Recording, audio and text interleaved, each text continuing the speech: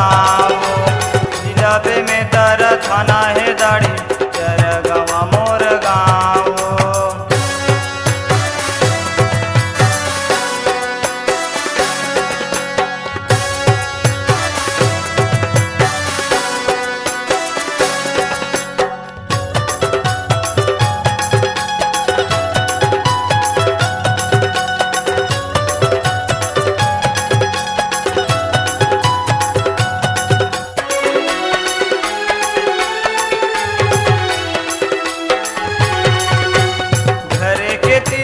बर के छैया मनोज निषाद के दुकान हो।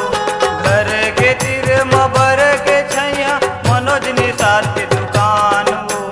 दिलवा परम फेमस आवत विजय दिलहर निषाद हो।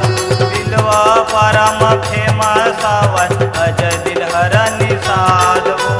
शादी मतोल पहली देखे चंचन मनताय हो।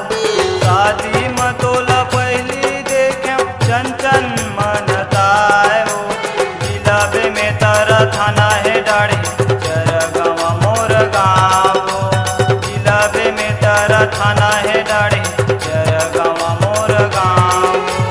दिलवा पारा मरई था माया विजय सहु मोर नाम हो। दिलवा पारा मरई था माया विजय सहु मोर नाम हो। जिलाबे में तर थाना है दाढ़ी चरगवा मोर गाँव। जिलाबे में तर थाना है